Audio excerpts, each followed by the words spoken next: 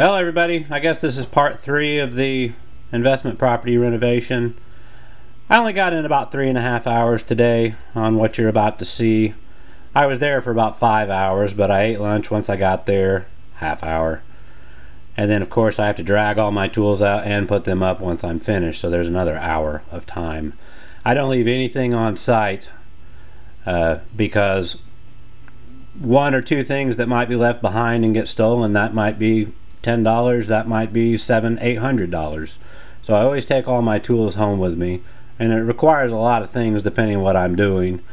So I do lose a lot of time in that manner. But here's just a little update.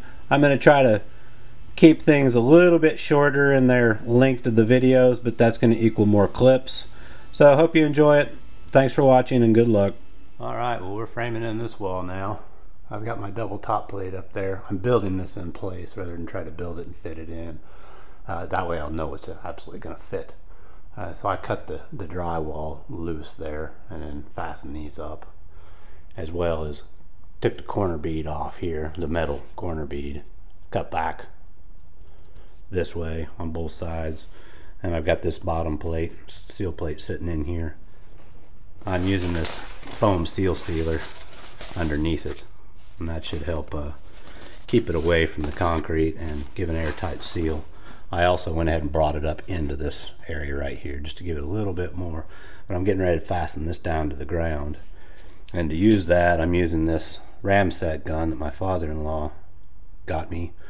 He bought this from somebody he knows. It had never been used, brand new in the package. Came with a few lengths of fasteners. I'll be using a 2.5-inch fastener for this, and a few different cartridges. These are 22 caliber cartridges that'll shoot that fastener in. They sell these that are you can hit them with a hammer. This is a trigger one, so it's a trigger fire, and they sell them, I think, with collated cartridges, so as you cock it, it'll put a new one in. This is a single fire load, but I've used it once. I didn't think I was going to have really a need for something like this, but I've already used it on another property of ours, and now I get to use it here. That was a pretty good birthday gift, if you ask me. So anyhow, I'm going to shoot a few of these across here. So to load this thing, you slide it open to caulk it. Slide your fastener up in the end, then load your shell, close it. The shell won't push all the way in there with your finger. As you apply pressure to the end, it'll seat it all the way in there. Hold on the back, pull the trigger, boom, and then when you open it back up, it will eject the spent cartridge. So I'll show one of them being fastened. It's probably going to be a little bit loud. Alright, well, we're getting ready to shoot one in. I'll go ahead and put my fastener in here. I don't know if you can see this, but there's the blank 22 cartridge. Set it in here, close this up, and now we're ready to go. It's going to go right here. Press it down, hold on the back. Here we go. So, sunk that in quite nice. I'll do another one right in front of me and one on the other end.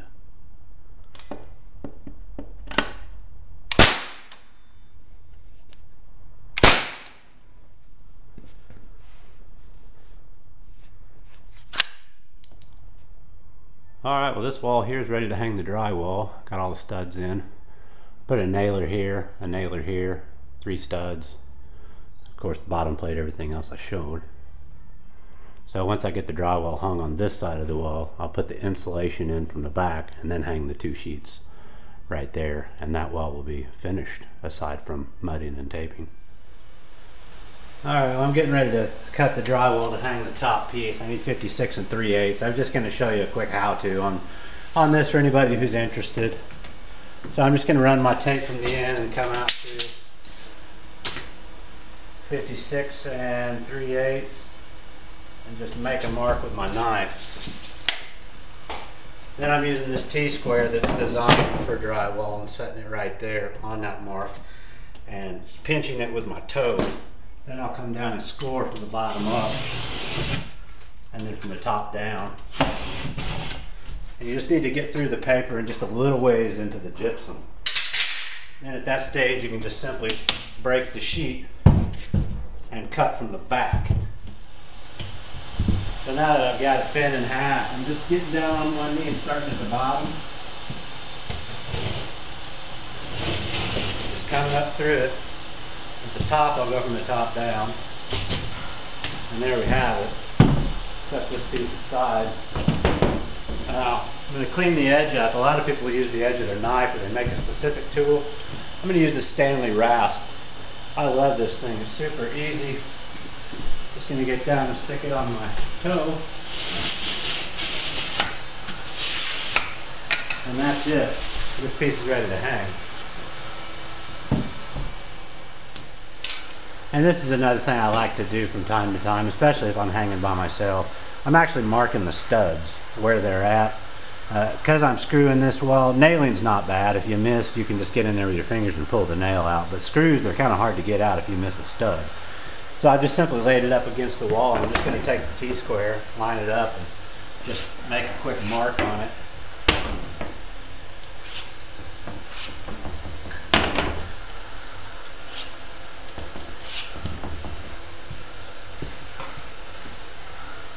And there you go. Alright, well this is the screw gun I'm using. It's hard to see. This is a Milwaukee drywall screwdriver. And there's a tip in here a bit. And it'll countersink them to the perfect depth every time. And there's a clutch. You know, it won't spin until you put pressure. So you simply just put your screw on it, spin it up to speed, and then drive it in. Screw for screw. I'll show you how quick and easy it works.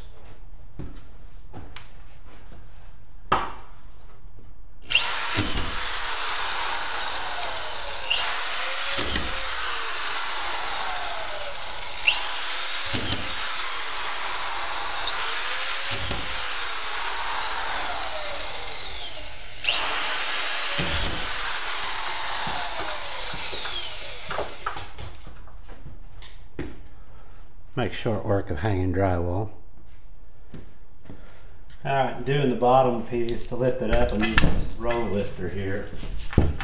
Just want to get it underneath it. Get your piece kind of lined up side to side. Just like that. Now I can put a couple screws in it just to hold it.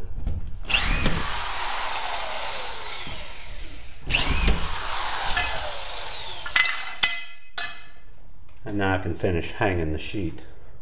Great tool to have. It's about 11 or 12 bucks. Alright, well the insulation's been installed in this wall. It took maybe 3 or 4 minutes to put that in. It's all stapled down. Used a hand tacker to do it, make short work of that. It's now ready to have the drywall hung. Alright, well those two sheets have been put up. Nothing to really look at there. I just want to describe how I'm going to do this doorway. You really don't want seams going up in this direction, so the top sheet, which always goes up first, it'll be 4 foot long in its height, span whatever it is. It will go up and it'll actually just cover the hole. There's no need in a rough-in situation like this to try to measure it out and cut it out beforehand.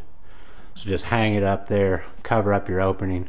After you get it fastened pretty much all the way around, then take a saw, router, rotozip, whatever, cut it out, and then go around the perimeter, since you'll be able to find those fasteners. And on the bottom piece, I'll just find scrap that I have laying around that sticks out just a little bit longer. I won't be cutting it to width either. I'll just screw it on, and then I'll come back and cut it off, both sides, and that will be finished.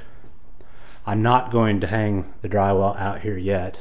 The ceiling needs to go up first, so I need to do a little bit of electrical, take care of that pipe right there. Then I'll hang the ceiling up in, and then I'll go back up and re-insulate the recovered insulation in this area. Address my water pipes, then I will sheet this wall here.